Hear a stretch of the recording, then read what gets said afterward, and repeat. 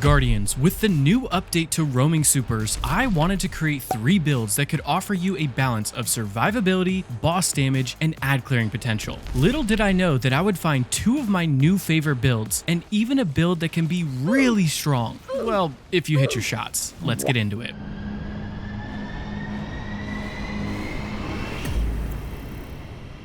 First up, we have a twist on an old but very strong Arc build. With this build, we're using the Arc roaming super, Arc Staff. With this super, we pull out an Arc Staff that we can use light attacks, heavy attacks, and even a light heavy combo attack. And you can also block with it, but I usually like to dodge with it since dodging doesn't cost any super energy and does give you some extra damage resistance. And since this build is all about your Arc Staff, it only felt right bringing the Raiden Flux exotic chest piece, which states, while in your Arc Staff, hits will grant stacks of Synapse Junction. This can stack up to 3 times, giving your Arc Staff 73% more damage and a slower passive super drain rate. This makes your super a lot more powerful and gives you more incentive to try and cycle back to it as quick as possible. And that's why I'm bringing the classic Combination Blow and Gambler's Dodge cycle. This makes it so that killing with your melee will recharge your dodge, and then when you dodge your enemies, you get your melee back to repeat the cycle. Combination Blow already deals some decent damage when at 3 stacks, but we tack on Lethal Current to make it even more powerful.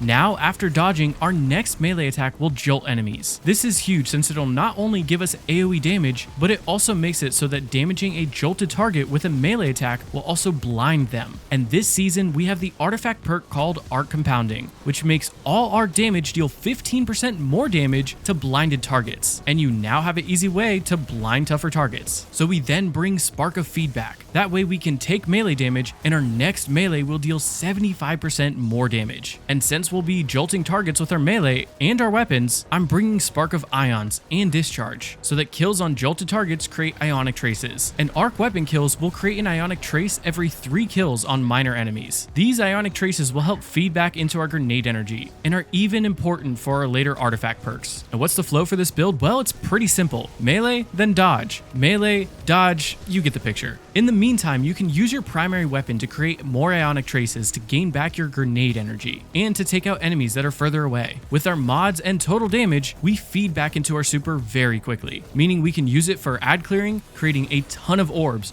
or even some extra boss damage. And for stats, I like to shoot for 100 in resilience and discipline. Mobility, strength, and intellect aren't really necessary since they all have ways to gain back a ton of ability energy. When it comes to weapons, in the kinetic slot, I love to bring a backup damage weapon. This could be something like Wither Horde or the Lost Signal, which can both deal some passive DPS and weaken with this season's artifact perks. In the energy slot, I like to bring an arc primary weapon, mainly one that can cause jolt. Weapons like Pyroelectric, Noxious Vetier, or even Corrasion are all good options and have access to Volt Shot or jolting feedback. When it comes to the artifact, the most important perk is Arc Compounding. This increases all of our arc damage by 15% on blinded targets. Our melees and super combos will blind enemies, leading to more overall damage. Then I bring Trace Evidence, so that scoring 2 precision hits on an arc debuffed enemy will create an ionic trace. And this is super easy to do since we'll be jolting basically everything. Curative Orbs is also really strong, especially when it's boosted with a tonic. Now, the first time we break a shield, we create an Orb of Power, leading back to more super energy. But also, when we collect elemental pickups like Ionic Traces or Orbs, we get a bump of health. And then feel free to also bring perks like Authorized Melee mods for cheaper armor mods, and Concussive Reload to weaken bosses and champions with your grenade launchers. This build offers a ton of survivability and damage between the classic melee and dodge combo and a super long-lasting super. It was a ton of fun to use, and I would definitely recommend giving it a go for yourself. The dawning is here. That means it's the holiday season, the season of joy and gifting. That also means it's time to tell your loved ones that you want to throw away that old console and upgrade to a shiny new gaming PC. Well, good news for you, I've partnered with Apex Gaming PCs to bring you some top-notch gaming PCs. No matter if it's your first PC or if you're just looking for an upgrade, my PC lineup has got you covered. You can use code LUCKY to save 10% at checkout. With that being said, let's jump right back into the video. The second build offers you 45% damage resistance on a regular basis. That's because we're running the classic exotic with Spirit of Surturachne. This makes it so that using a grenade will give you Woven Mail for 10 seconds. And let me emphasize this. This means any grenade. With the Prismatic subclass, class, we can use our normal grenade. We can transcend to throw a ton of prismatic grenades, and we can bring gunpowder gamble to constantly gain back an ignition on a stick that will also give us woven mail. With so many ways to throw grenades, the only real downtime you have with woven mail will be in our super. Oh wait, that's right. We're bringing the Silk Strike super that lets you grapple. And since we're bringing Silk Strike, we can deal some decent boss damage, but it's honestly really good at ad clearing and wiping out mini bosses, which is why I'm bringing Spirit of Galanor. That way, hits and kills with our super will refund up to 50% of our super. So then I bring Grapple as my normal grenade so that I can use melee mods to refund ability and super energy. This pairs perfectly with Facet of Blessing,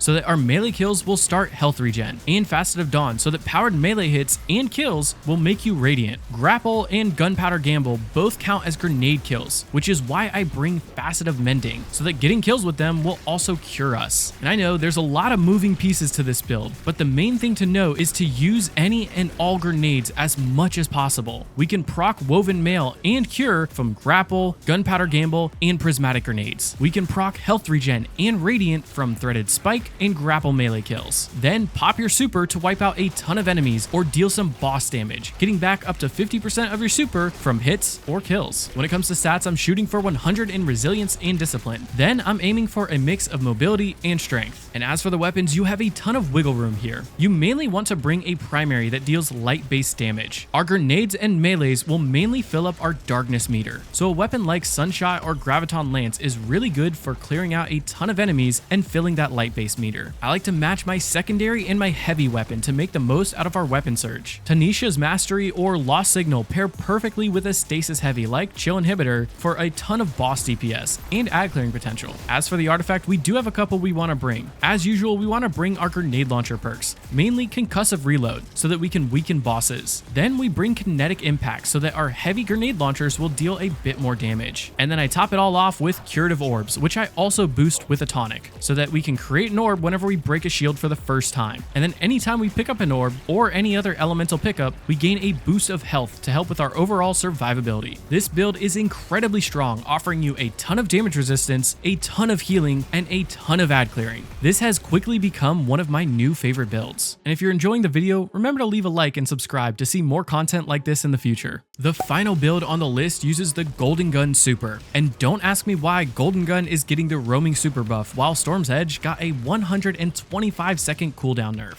Either way, normally I recommend Celestial Nighthawk, but since this interaction isn't getting the super regen buff, I went for a different route this time. See, Celestial Nighthawk increases your Golden Gun damage by roughly 72%. Well, we can take an exotic class item with Spirit of Star Eater, and then by picking up 6 orbs, we can buff our Golden Gun by 70%. While Celestial still offers slightly more damage, slightly faster, it doesn't offer you the same super regen rate. So to amp up this build even more, I like to bring Facets of Courage and Dawn, and then pair that with Withering Blade. Now you can throw your shuriken to go Radiant for an extra 25% weapon damage, and to slow the target, which will proc Facet of Courage for 10% more damage with light-based abilities. Both of these will increase the damage for our Golden Gun, and is really easy to proc by simply using your melee. For survivability, I'm bringing Facet of Purpose to gain restoration whenever we pick up orbs, and then Facet of Protection for an extra 15% damage resistance while surrounded. And then I bring the Aspect Stylus Executioner. That way I go invisible anytime I get a kill on a debuffed enemy. Our melee will slow enemies, and our grenade will scorch enemies, making it easy to proc that invisibility and extra survivability. I love bringing Gunpowder Gamble for more ad clearing, but Winter Shroud makes it easier to proc that invisibility if that's something you like better. And what's the flow for this build? Well, ideally you'd have the class exotic with Spirit of Inmost Light in that left column, in which case you want to spam all of your abilities. But if you're unlucky like me and don't have that role with Inmost Light and Star Eater yet, we mainly want to use our weapons. Our abilities make it easy for us to go invisible if you need some extra survivability, though you will be creating a ton of orbs with your weapons, which will provide you with restoration for that extra healing. Make sure to work up that Feast of Light ×6 if you're going to use your Golden Gun super on a boss. Otherwise, it's still strong enough to take out champs and mini bosses. Just make sure to throw that shuriken before popping that Golden Gun. And when it comes to stats, I shoot for 100 in resilience and discipline, and then I'm aiming for a mix of mobility and strength. And you definitely have some wiggle room when it comes to weapons. Primary weapons with perks like Jolting Feedback, Incandescent, suppression or destabilizing rounds can be good to offer more invisibility by proccing those debuffs on enemies. Or you can run with a high damage primary like Outbreak Perfected, which can be really good at rapidly getting back your golden gun in DPS phases. And in that heavy slot, just bring the best DPS weapon you have, like Chill Inhibitor with Envious Arsenal and Bait and Switch. As for the artifact, we want to bring our grenade launcher perks, mainly Concussive Reload so that we can weaken bosses, mini bosses, and anytime we break a shield with our grenade launchers. Then we bring Kinetic Impacts so that our heavy grenade launcher will deal a bit more damage overall. And I then like to take Curative Orbs and boost it with a tonic so that we now create an orb whenever we break a shield for the first time. And anytime we pick up an orb or an elemental pickup, we gain a boost of health to help with our overall survivability. This build offers easy survivability with invisibility and restoration, and even a ton of boss damage. That is, if you hit your shots. And there you have it, Guardians. We've covered 3 roaming super hunter builds that allow you to use your super constantly. If you want to see 3 warlock builds that also use a roaming super, then go check out this video here. If you found this video helpful or just enjoyed seeing a new perspective, feel free to like the video and comment down below on what builds you've been enjoying most for hunters. Keep an eye out for future videos as we continue to explore the ever-evolving world of Destiny 2. Until then, may the threads of fate be ever in your favor. This is Lucky Mech signing off. See you on the next adventure, Guardians.